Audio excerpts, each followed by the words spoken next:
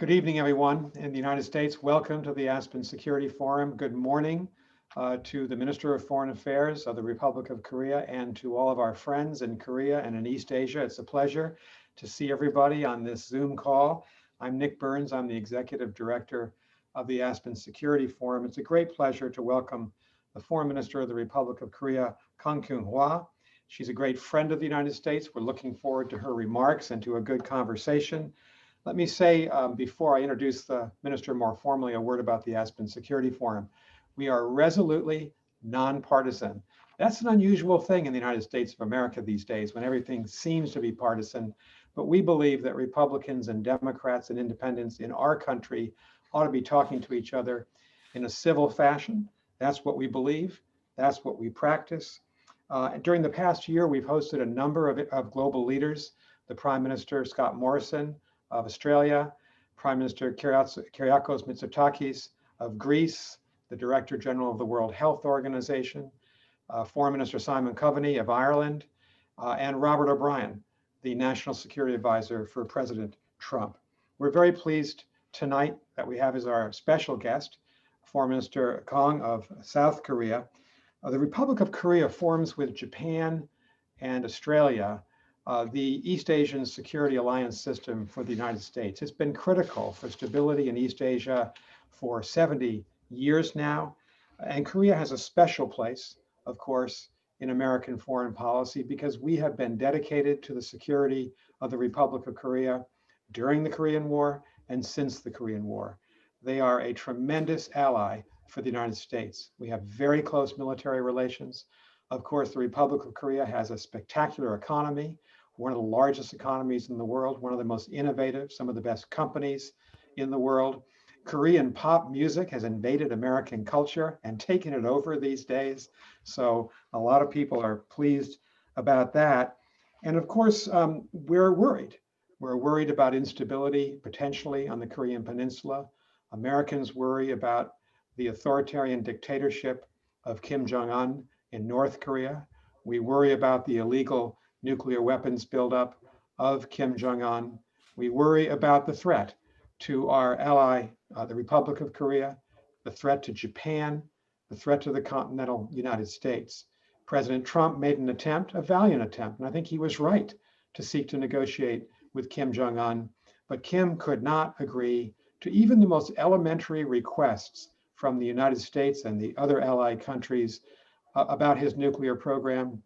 So the question tonight is to hear from the Foreign Minister of the Republic of Korea about that issue, about her country, about relations with the United States, and of course, about what she hopes and expects on behalf of her government in relations with the new administration of President-elect Joe Biden and the new Secretary of State designate Tony Blinken. So the minister has been foreign minister since 2017. She has held several senior positions at the Ministry of Foreign Affairs previously in Seoul. She held senior positions at the United Nations in New York. She's a recipient of many honors and awards. And I live in Massachusetts, we in Massachusetts are very proud that her master's and PhD degrees are from the University of Massachusetts at Amherst, our great state university in the central part of our state. So Minister, you're most welcome. The minister is going to deliver remarks. I'll have a few questions for her that I'll ask her after she completes her remarks. Then we'll open it up to all of you if you'd like to ask a question. I think everybody probably knows Zoom protocol. Just go to the participants bar, press the raise hand button, and I will call on people, as many people as we can fit in the order that you appear. So Minister, thank you. It's a great pleasure to see you. I know it's Friday morning in Seoul. We've been looking forward to this event, and we now look forward to your remarks. Well, thank you so much, Ambassador Burns, for that very warm and kind introduction. I have a brief statement to put the discussions into context, but I think you already laid out that the issues lie before us between the two allies going forward with the new administration. But let me begin. Ambassador Burns, Ms. Anja Manuel, ladies and gentlemen, thank you indeed for inviting me to the Aspen Security Forum. I am very honored and delighted to be part of this prestigious event this year, although in a virtual manner. 2020 will go down in history as a year that we all have been preoccupied with the COVID-19 pandemic. As the end of the year draws near, it seems we are at a turning point in this very painful experience. Vaccines are now in the pipeline, and the end of the tunnel seems within reach. But in many countries around the world, the situation will likely get worse before starting to get better. And it will take a great deal of international cooperation and solidarity before we see the end of the pandemic. And of course, we are also in transition toward a new administration in the United States, one that promises change, of course, on some key global issues, and continuity in others. Foreign and security policy practitioners around the world are scrambling to read the signals coming from the transition team, although concrete policies will emerge only after the new administration has settled in. So at such an opportune moment, and in interaction with the seasoned experts and professionals gathered today, I am very grateful for this opportunity to talk about the ROK-US alliance, how it has evolved over time, and where it should go forward in the coming years. The ROK-US alliance was forged to deter North Korea and keep the fragile peace and stability on the Korean Peninsula and Northeast Asia. For nearly 7 decades, the alliance has successfully undertaken this role, managing intermittent periods of military tension and buttressing political dialogue with a solid combined defense posture. Beyond the peninsula, the alliance has served as a core part of the security arrangement in Asia, helping to preserve the U.S. lead in safeguarding the liberal international order in the region. In the process, Korea achieved a remarkable feat in national development, building from the ashes of war, a thriving market economy, and a vibrant democracy. This transformation was brought about by the hard work and aspiration of the Korean government and people, but it would not have happened without being backed up by the ironclad commitment of the U.S. to the security of the ROK and military assistance, as well as technical assistance and economic aid. This, in turn, has further enriched and deepened the alliance. The dynamics of the alliance have evolved along with a steady growth in Korea's national capacity and global profile. Over the decades, Korea has taken on more and larger responsibilities in bilateral and multilateral relations.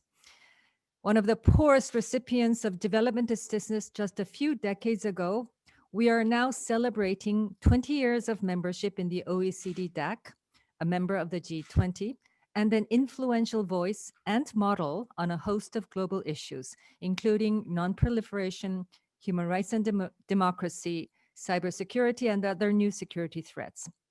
Accordingly, our long-held alliance has also become more reciprocal and mutually beneficial, militarily, economically, and strategically. Korea's contribution to the alliance, both in military and financial terms, have continued to increase.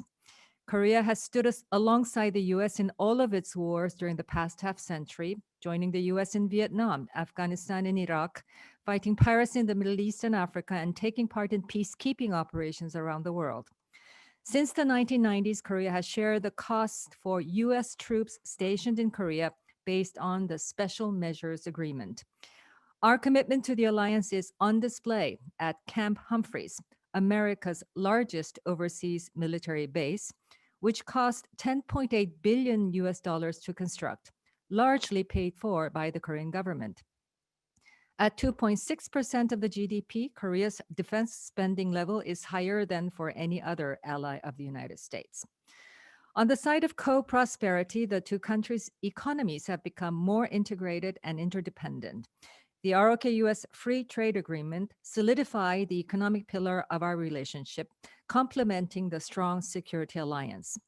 Last year, the trade volume between our two countries reached $135.2 billion, which is a record high since the FTA came into effect. The U.S. trade deficit against Korea has also decreased since the revised FTA went into effect in 2019. The economic cooperation has also expanded into new areas ranging from ICT and innovative technologies to energy, R&D, and partnership in emerging markets. Recent investments in the U.S. by Korean companies such as Samsung, Lotte, SK Hanwha, and Hyundai in automotive components, industrial equipment, consumer electronics, and other sectors have further deepened the partnership for co-prosperity. According to the US State Department in a report last year, major Korean companies created 52,000 jobs and invested $1.1 billion in R&D in the United States.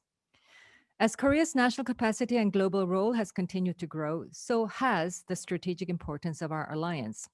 Based on our shared values and common interest, our two countries are now forging a new strategic partnership vis-a-vis other countries and regions. For example, in recent years, we have coordinated our regional policy on Asia between Korea's new Southern policy and the US Indo-Pacific strategy. In efforts to align our interests in the region, the two governments released the second joint fact sheet last month, which summarized efforts in several areas aimed at promoting collaboration between the two policies. These encompass development cooperation, infrastructure, energy, anti-corruption, countering transnational crimes, and maritime security. They will create many opportunities for ASEAN countries in capacity building and human resources development, which will contribute to the region's dynamism and prosperity. As we look to the future, there is much room for the ROK-US alliance to continue to strengthen and expand in the service of peace and security and prosperity in the region and beyond. The most pressing task, of course, facing the alliance is to engage North Korea towards the goal of complete denuclearization and establishing permanent peace on the Korean Peninsula. Our two governments have maintained close cooperation and coordination in tackling the challenges posed by North Korea's nuclear and missiles development. This constitutes a grave security threat, not only in Northeast Asia, but also the whole world. Our joint efforts in recent years have produced milestone agreements between the top leadership of the Republic of Korea, the US, and North Korea on the shared goal of achieving complete denuclearization and permanent peace on the Korean Peninsula.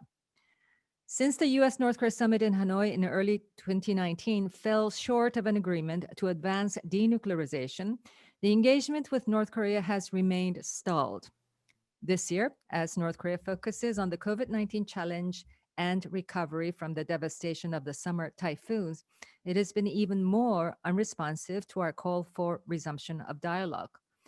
Nonetheless, remain ready to engage and offer stands of assistance to the North on COVID-19 and other cross-border challenges and humanitarian needs.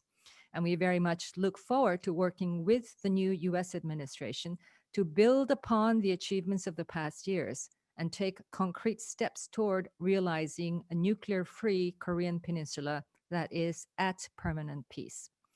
This is an arduous task, for sure, given the long history of mutual distrust and the wide divide that needs to be bridged on the building blocks of denuclearization and permanent peace. However, my government is committed to stay the course while further strengthening the cooperation and coordination between our two allies. We also hope to join force with the US in tackling various global issues in science and technology, space, cybersecurity, non-proliferation, and counterterrorism. Past experience indicates the strength of the alliance when sharing the same focus. Seoul hosted the G20 summit in 2011 and the Nuclear Security Summit in 2013, both of which were initiated by the Obama administration.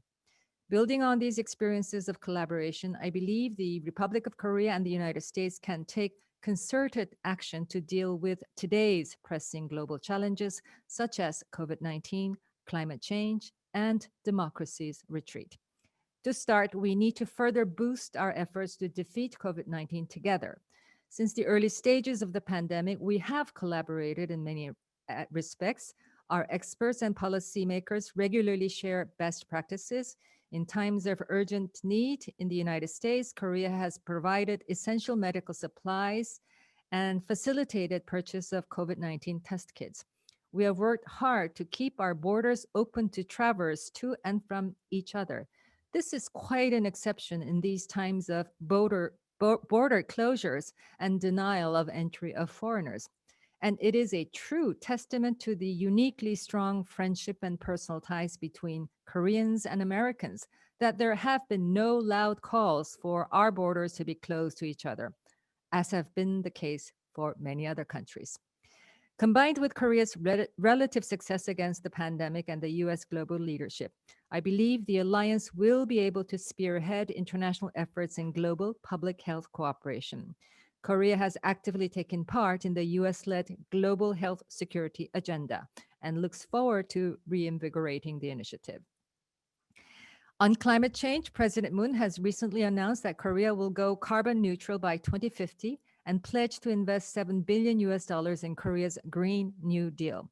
This plan is very much in sync with President-elect Biden's vision on climate change. We are excited about the return of US leadership on the climate change agenda and the huge room for bilateral and multilateral cooperation and collaboration in tackling this existential challenge for the future of humankind. As part of our contribution, Korea will be hosting the second summit of the P4G, Partnership for Green Growth and the Global Goals 2030 in May next year. And we very much look forward to an active contribution of the new US administration to this event so that it will serve as a big stepping stone forward, a very successful COP26 at the end of next year. The third area for cooperation will be centered on our shared commitment to democracy. The Republic of Korea has achieved full-blown democracy with the abiding support of the United States over the past decades. The current government, in particular, was born out of candlelight rallies and the earnest aspirations of the people for greater transparency and accountability in our democracy. We are therefore endeavoring to solidify democratic values and institutions across society. COVID-19 has put this to the test, and I believe our democracy has performed admirably by sticking to the principles that define us as a democracy.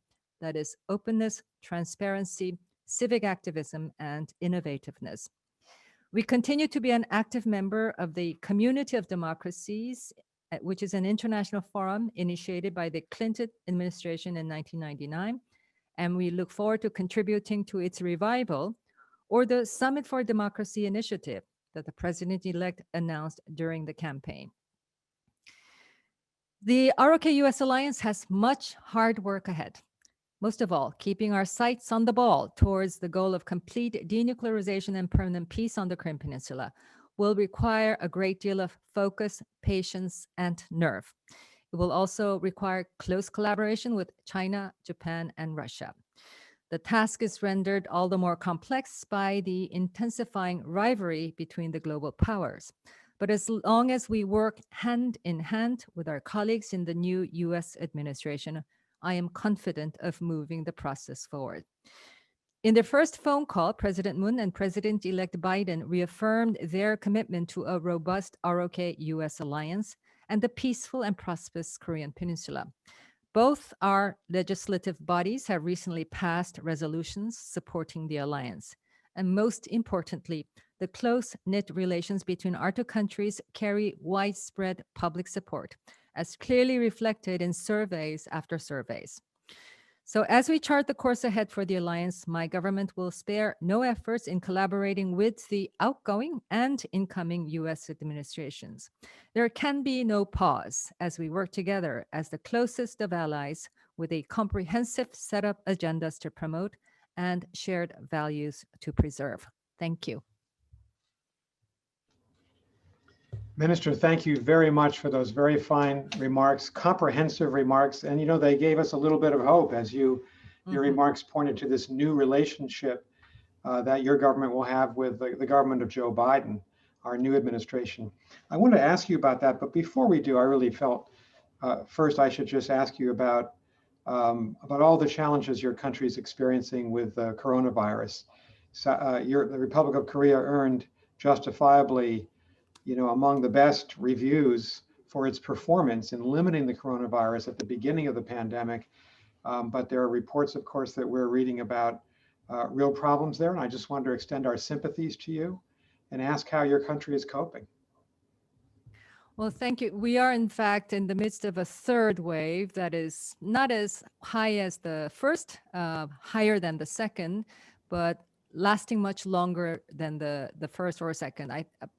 Largely because this is centered around the metropolitan Seoul area and the and the nearby, the vicinity provinces. This is an area where a quarter of the population live and work, and so highly densely populated. And the virus has now penetrated into the everyday life corners. So we see cluster infections happening, you know, in many different places. So it's a lot more difficult to control than the previous rounds of surges. But I think, our system has dealt with this so far. I have confidence that it will continue to deal with this surge. It will take a little longer because season-wise, this is the period when the virus is most active. So we are contingency planning, constantly keeping ahead of the virus, 1-2 steps ahead. We are now in the process of building new beds for the increasing number of people who need hospitalization and the 80% who don't need hospitalization but need to be looked after. So the system, I think, is still a robust one. We need to expand the capacity of that system to deal with the latest surge. This all just goes to show how tricky this virus is because it's fast and silent.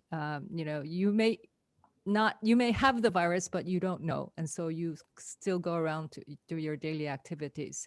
So it's short of a vaccine, your own personal sanitary measures, including the mask, is your best protection, and the protection of others, just in case that you may be one of those silent spreaders. So with constant public messaging that everybody needs to do their share, and the disease control authorities constantly expanding their capacity to test, to trace, and to treat.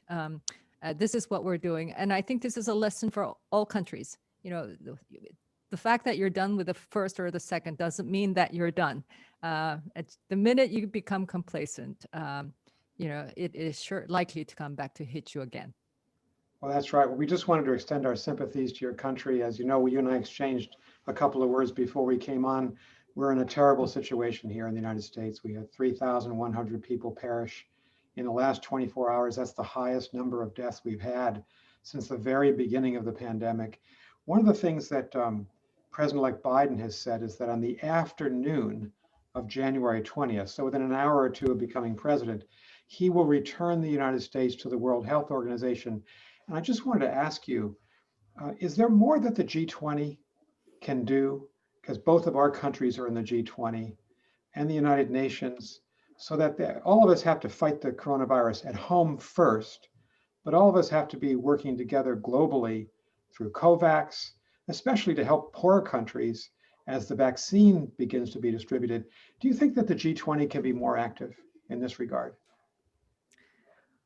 Well, first of all, I think it's great that the United States will be coming back to the WHO. I think the withdrawal has been unfortunate. It had sapped the energy out of this vital global institution that should be leading the fight for all of us against COVID-19. So most welcome. The G20, I think, has largely focused on economic recovery up to this point, debt reliefs, and so on. And that should continue to do that because national economic recovery, global economic recovery is urgent. But yes, I do feel that the G20, the leaders around the G20 table can come together to support these multilateral institutions in general, and in particular, the WHO and its various affiliates, most importantly in this time, the COVAX facility. The COVAX facility, the US is not a part of that yet. I assume that along with coming back to the WHO, you will also be joining the COVAX facility. This will be a test, a true test of the global solidarity. If we don't, if we make vaccines equitably and affordably accessible to all countries, including those without the resources, this has to succeed, and the vaccine has to I agree. benefit those countries that don't have the resources. So I would very much hope for and expect the U.S. to come back to that, and also to lead the discussions in the G20, not on just the economic issues, but on public health security issues, which the COVID-19 has clearly demonstrated. Thank you very, very much for that. Minister, next, I want to ask you about the relationship between our two countries. President-elect Biden has talked frequently, both as candidate and since being elected on November 3rd, about the importance of the United States returning to our alliances and honoring our alliances and showing outward respect for our allies, such as the Republic of Korea. As you think about the new administration coming in, and you can see the cabinet forming, the Secretary of State designate, Tony Blinken, the Secretary of Defense designate, and General Lloyd Austin and others, what needs to change, and what do you hope that you will be able to do with the new administration that's not been possible so far? Yes, we are very encouraged by the signs coming from the new incoming administration, although we are not able to coordinate or collaborate because this is the time of the transition, and we want to preserve and respect that space for the incoming administration. I think we've always collaborated with past administration, whether Republican or Democratic. The Trump administration, I think, in terms of the sheer volume of collaboration, has been extraordinarily vast and deep. The unconventionalness of the president and his inner circle has been a challenge because of the unconventional uniqueness. But I think we were still able to closely consult on alliance issues such as the SMA. We don't have an agreement because I think we started from very different positions to begin with, and that probably will have to be one of the first issues that we will have to work with the new administration. But I think it's, yes, some of it's substance, but I think largely a matter of style and approach. But we have always been confident about the appreciation on the side of the U.S. administration for the strategic importance of the alliance that they share with our country. We share that interest, and we very much hope to have a very close dialogue on how to promote that and further strengthen that with the incoming administration. Do you believe that in the next few years, there'll be public support in the Republic of Korea for the maintenance of the American troop presence? For us, for the United States, of course, this is vital. I know it is for you too, obviously. But you look around the world, you see declining public favorability ratings in places like Germany and France. And Germany is normally very strongly in support of the United States, the German public. And we see the same phenomenon even in your country. Can that be turned around, do you think, in a short period of time so that we can have that public support? Well, I think public support in democracies is important, and public support changes, especially when there are news about differences of views, opinions played out in the public domain. For example, when over this lengthy negotiation over the SMA, and it made it to the news, and the differences came out clearly, the public opinion immediately reacts. It goes down. It is also an indication of how closely the Korean public on either side of the political aisle, conservatives, liberals, how closely they are tuned into what goes on between the United States and the Republic of Korea. There are those who would sympathize with those calling for troop withdrawal, but predominantly, overwhelmingly, I think the public support for continued U.S. troop presence here in the Koreans is a given. I mean, I told you about how there has been no call to ban American entry into our country, even when the largest number of COVID-19 is coming from the outside are entries from the United States by far. The second doesn't even come close. Still, this idea of keeping that travel open between the two countries, there are about 150,000, I think, Koreans still going to the United States every 3 months. Keeping that level of personal ties is extremely important to the everyday life of the Korean people. And I think, so you understand the depth of the public support of the friendship with the United States and of the continued troop presence in this country. Thank you very much. Of course, I want to ask you, before we go to the questions from our audience, I want to ask you about North Korea, about Kim Jong-un, about the major problem of nuclear weapons.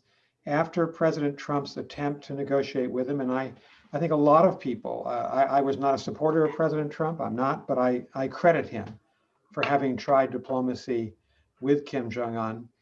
But it appears that Kim Jong-un is just not ready, not capable of making the kind of decisions and reductions and limitations in his nuclear weapons apparatus that have to happen if there's going to be peace and stability.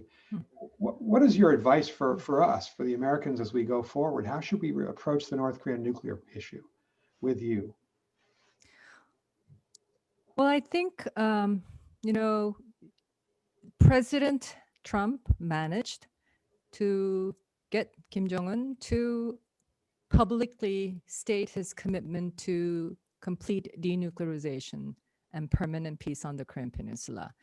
President Moon did the same in his 2 substantive summits with Kim Jong-un. So over 3 summit meetings in 2018, the North Korea's top leader has committed before the world to complete denuclearization. Their public statements since, I think Hanoi was a huge disappointment for them as well as us. But even with that failure of agreement their public messaging, if it hasn't, indicates that they haven't closed the door on negotiation. They are willing, if we read their statements accurately, and I think we are, they are willing to continue the negotiations. But given that this is perhaps their only leverage, they will want the most out of this going forward, which is sanctions relief, better relations with the United States, and of course for us, permanent peace. So I think the room is there for the U.S. and us to closely coordinate, so as to strategize how to move this engagement with North Korea going forward. And I believe, as I said, it will be arduous. The North Koreans' nuclear and missiles program is very well advanced, and North Korea will want to use it to the maximum tilt. But North Korea also needs to get out of the sanctions, needs to take the road onto economic development. So there is need on both sides, and I think the key is then finding the space, creating the space where agreements can be had. We've also worked closely. Our approach to this, and very much the same with the outgoing Trump team. We want a comprehensive picture of what the challenge is, a comprehensive view or a picture, but the implementation can be phased. We don't expect North Korea to do everything all at once. But as long as we have the full picture of where they are in terms of the nuclear development, then we can work and synchronize what they want and what we seek in terms of the concrete steps toward denuclearization. My team, Mr. Began's team, have worked very closely on together, putting all kinds of elements, all kinds of sequencing and scenarios. And I expect that he will fully brief the incoming team in the State Department so that they will have the full set of the discussions that had been had with the North Koreans. And you know, this is not just the Trump administration history. This is the U.S. administration over successive periods have dealt with North Korea on this issue since the 1990s. So the whole set, that whole history will certainly be thoroughly reviewed as the new administration works with us to get North Korea back to the negotiating table. Here in the United States, if you look at both of our political parties, I think there's unity that the result of any negotiation has to be the complete denuclearization by North Korea. Yes. There's unity between Republicans and Democrats on this issue. I think what was frustrating for all of us watching these negotiations is that North Korea couldn't even get to the first step of a nuclear negotiation to declare all of its nuclear facilities. That was particularly frustrating. So the question I have for you as a diplomat is what would be the preferred framework for negotiations going forward? Should the Republic of Korea, the United States, Japan return to something like the six-party talks where we're all around the table, hopefully pulling on the same oar and saying the same things to North Korea? Is that the way to go? Was it a mistake not for President Trump not to have President Moon Jae-in with him at the table for these negotiations with North Korea?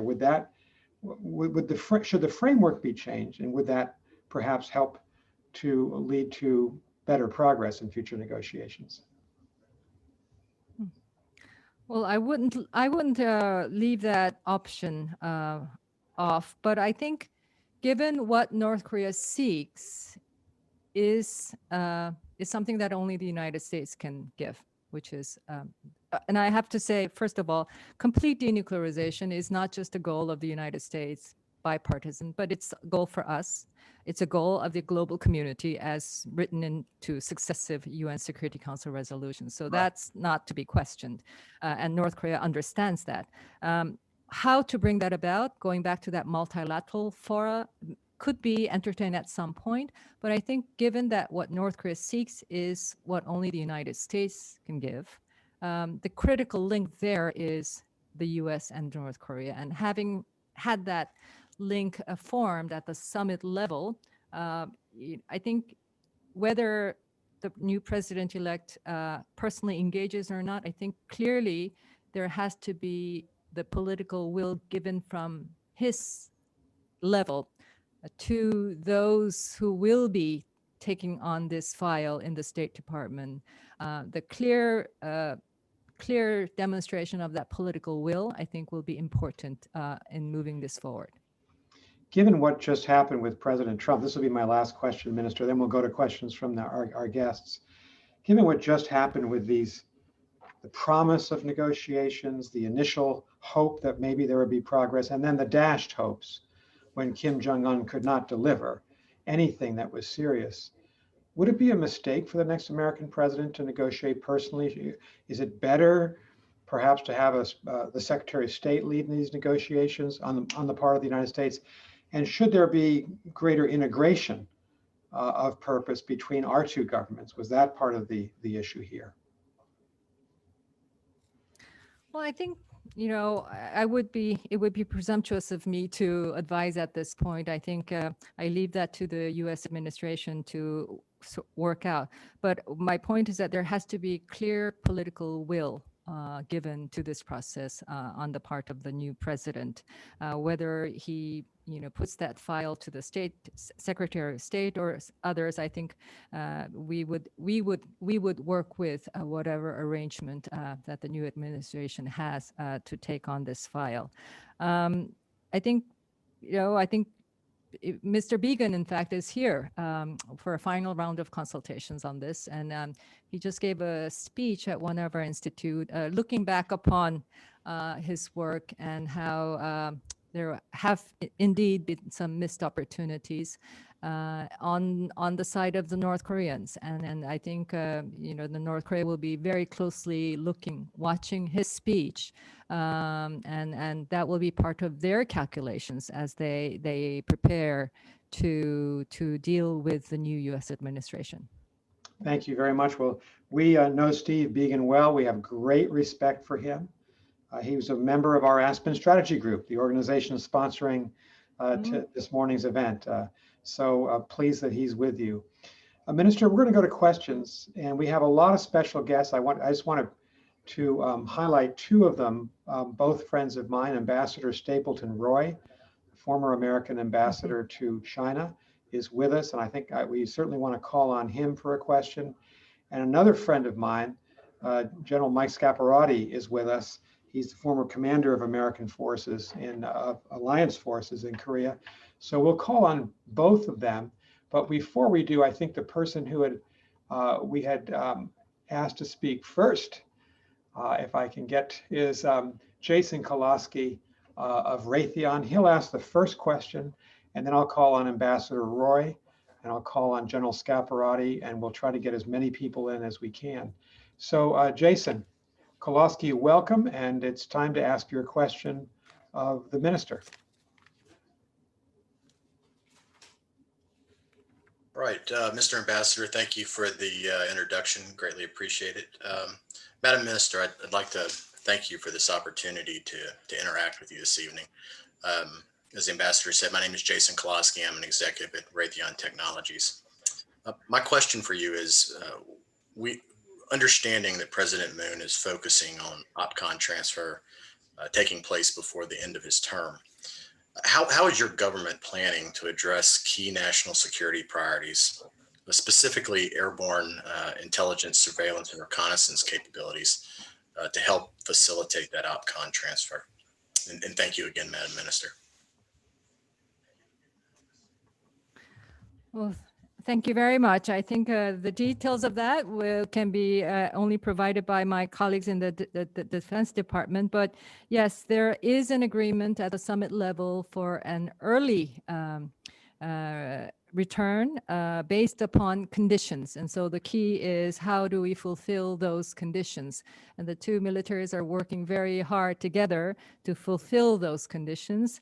And I think what you mentioned, airborne reconnaissance capability, is one of those critical capacities that the Korean military has to acquire to fulfill the first condition, which is the key core military capacity to be able to lead in the combined defense posture. I can't tell you I don't have the answers for where we are in terms of the very specific elements that go into those conditions, but I do know that the two militaries are working hard, and Korea is a very big purchaser of advanced military technology and weapons from the United States. Jason, thank you very much. Minister, thank you. I want to call on my friend from the American Foreign Service, Ambassador Stapleton Roy. Minister Stapleton Roy is kind of a legend in our service. He's ambassador to China, one of our great Mandarin speakers. He spent part of his youth in China. And one of the questions I hope, State, that we can get you involved in here is, to what degree should China be involved in any future talks with North Korea? But State, welcome, and we'll look forward to your question.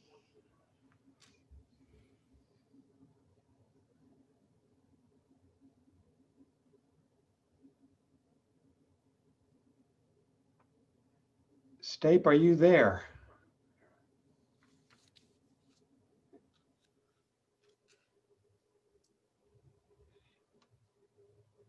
John Hogan, should we go to General Scaparrotti?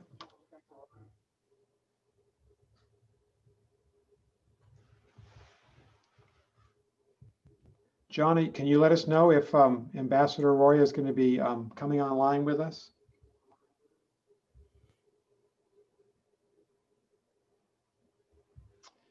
Let's try to go to General Scaparrotti if we're having trouble bringing Ambassador Roy on board. General, if you're with us, we'd be happy to hear your question as well.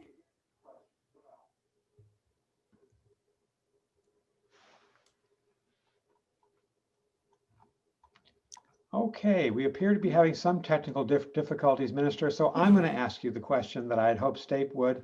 We'll try to bring them on. Given China's economic relationship with North Korea, given their border, given the political influence that the Chinese leadership has with Kim Jong-un, how involved must China be? And shouldn't we be expecting China to use its influence including the threat of economic sanctions, to encourage and motivate Kim Jong-un to head towards denuclearization, the goal of these talks? What would be your thoughts on that question? Well, first of all, Ambassador Roy is a legend, not only there, but also here. I read so much about his lifelong service in terms of managing the, especially the U.S.-China relations. I recently interviewed, if I may, Jared Diamond, who is my intellectual hero for. Of course. So I'm sort of in a similar reaction to the fact that Ambassador Roy is tuning in and will be asking questions of me. But very honored that he is part of the discussion group here. I think China, yes, China is probably the one with the most economic influence on North Korea. You know, North Korea's trade, whatever trade there is predominantly with China. That has dried up significantly in the recent months because of the border closures due to COVID-19. I think China is a vital player on the North Korean nuclear issue, and China has very closely consulted with us, with the US, as we have with Japan and Russia on this file. We all share the strategic interest in getting North Korea to completely denuclearize. And I would think that despite the various areas of differences and rivalry between the United States, that this would be the one file that both can continue to work closely on. North Korea, the sanctions, not the unilateral sanctions, but the Security Council sanctions is something that the council members, especially the P5, have written as an obligation of all member states. We very much expect China to faithfully implement those sanctions. We make that point whenever we get the opportunity to do so, just as we are very faithfully implementing the sanctions. We do ask for waivers when necessary, but the sanctions regime is very much respected as we move forward the South-North exchanges and cooperation projects. Thank you very much, Minister. I have good news.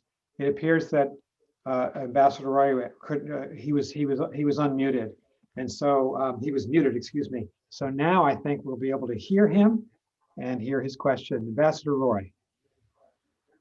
For Mr. Kang, I want to compliment you on your opening statement. I thought it was very eloquent. Thank you so much, sir. It was a pleasure to hear someone articulate foreign policy issues as clearly as you did.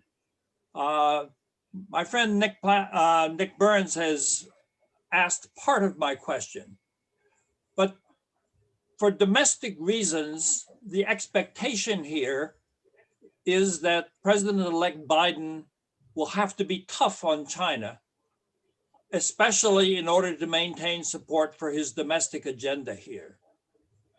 And this poses the potential of some differences in approach to China on the part of the United States and our close ally, South Korea.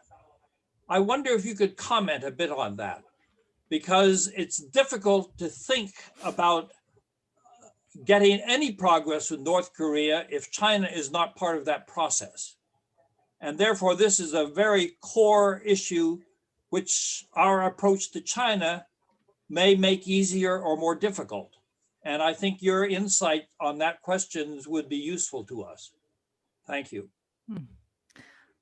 Well, sir, greatly honored. And thank you so much for your compliment. I think coming from you, particularly appreciated. I think China, we are,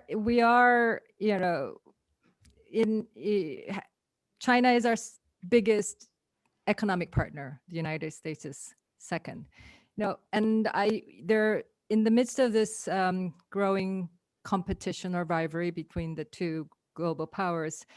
We are taking the approach that, without being forced into make choices, expanding and deepening the collaboration both ways.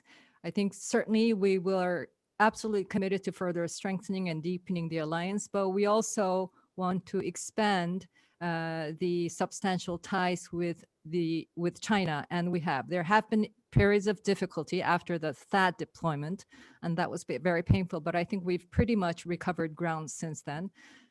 China's constructive role on the North Korean file is very important, and we need to make sure that constructive engagement continues. We do that. I think the American outgoing administration have endeavored to do that as well. So, but we do need to do this comparing notes, making sure that we understand where we are with China on this issue. But I think, given that it is in the strategic interest of China, and not only as a bordering neighbor with North Korea, but also as a responsible member of the Security Council, there will be a constructive contribution from China on this file. State, thank you very much. Minister, thank you. General Mike Scaparrotti also needs no introduction. He was commander of our forces in Korea. He was also Supreme Allied Commander NATO, and he is now with the Cohen Group in Washington, D.C. And General, you are next. Great to have you with us. Thank you, Nick. Madam Minister, thank you for your comments. It's great to hear from you this evening. My question has to do with the value of the alliance. Without a doubt, the alliance is strong, and it's served both of our nations' interests for many years. But normally when we talk about the alliance, many focus it on the North Korean threat. How do you see the alliance's value both outside of the Peninsula Korea in the region, and also in the future, beyond perhaps the North Korean threat? Thank you. Thank you very much, General. You've been here. You know how the importance of the alliance to the Korean government, to everyday Koreans. My point in the speech was that this alliance is now beyond military and defense. It is economic. It is cultural. It is value-driven, and I think the value-driven nature of this alliance is what will sustain it, because I think in the end, it is shared values that make for the most solid foundation in relations between countries, because it reflects who our people are. And I think there was talk about the popularity of K-pop in the United States. This also is part of our alliance. I think the K-pop is a expression of our very spontaneous creativity, which is a reflection of our very vibrant democracy, which we would not have if the alliance was there to back us up and to support us. So however you dissect and wherever you look at the relationship, it is deep, it is comprehensive, and given the growing list of issues that the world is faced with, and that's the potential for the even closer collaboration between Korea and the United States. Climate change definitely will be one going forward. Public health security, COVID-19 certainly in the immediate future, but we all know that this is not the last of a new virus striking humanity. There will be more. And I think being prepared for that, the next crisis on public health security will also be an additional layer of collaboration between our two countries, growing deeper and more expansive as the years go by. Minister, I did not realize that James Clapper, the former director of National Intelligence of the United States, is also on with us. We're really honored by General Clapper's presence. He put in the chat this question for you. What exactly, he says, what exactly do you think the North Koreans want that would incentivize them to denuclearize? This is General Clapper, after my trip to North Korea in 2014, I came away convinced that they will not denuclearize. So I want to thank General Clapper for that question, and it's a pertinent question. It's the doubt that I think a lot of us have about Kim Jong-un's reliability. General Clapper, thank you very much for that comment. I think, intentions are what should, yes, I think it's very important to read and analyze and because that's where you base your diplomatic strategy. And the strategy has to be nailing that down, nailing the public commitment that the leader has made, which is complete denuclearization and permanent peace, and creating a dialogue structure that keeps them locked in to dialogue for their own self-interest as well, and then to take the steps to the goals that we all hope to achieve. And this is beyond one administration, beyond one government. It will take years, given how advanced the program is. But what North Korea seeks is I think this, first of all, sanctions relief and a relationship with the United States that is not hostile, because the whole nuclear missiles program is premised on what they see as the hostility of the United States. And this, what they seek in this negotiation comes up. Sometimes it's the sanctions relief, sometimes it's the hostilities. And what do they mean by hostilities? You could put just about anything in that pot.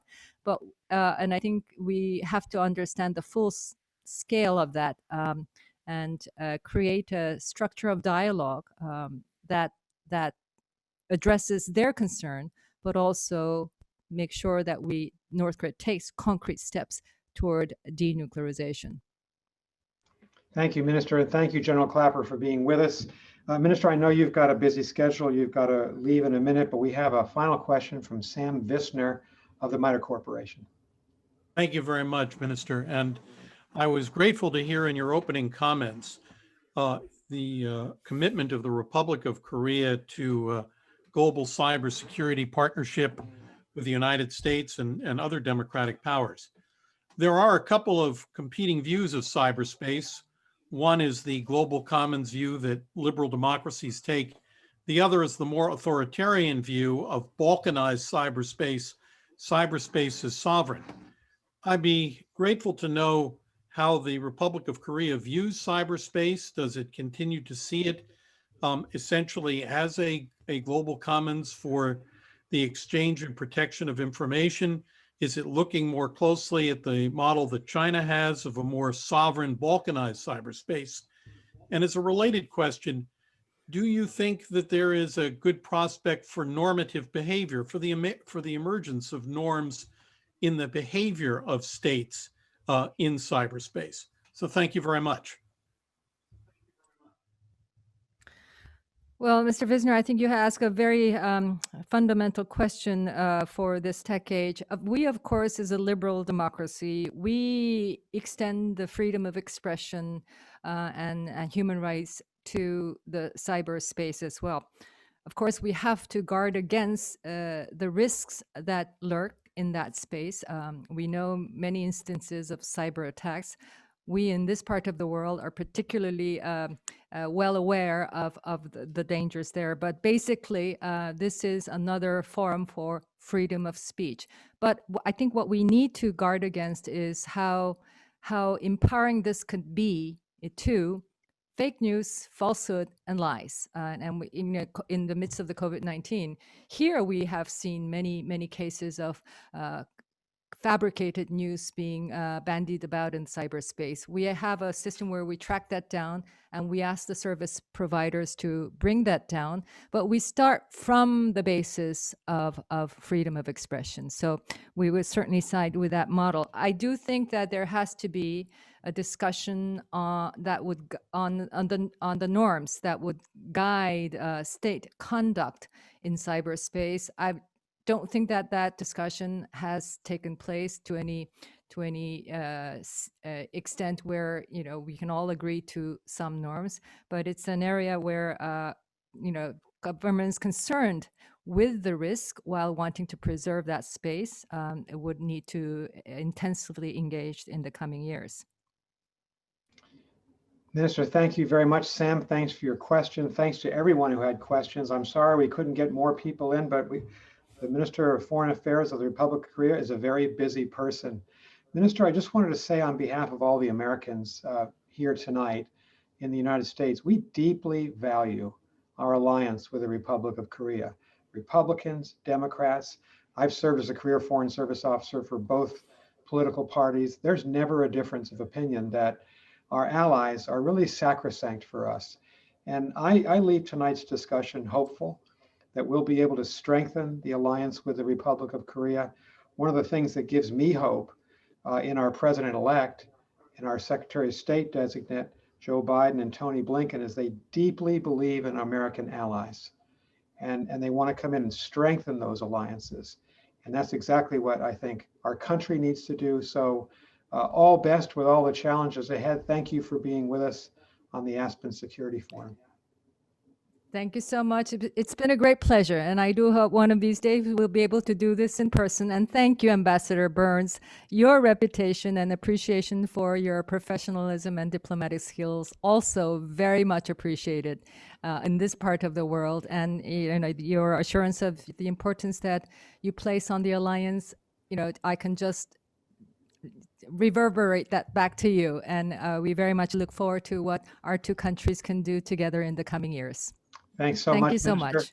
Look forward to see you in Aspen, And I'm seeing Colorado. Steve this evening.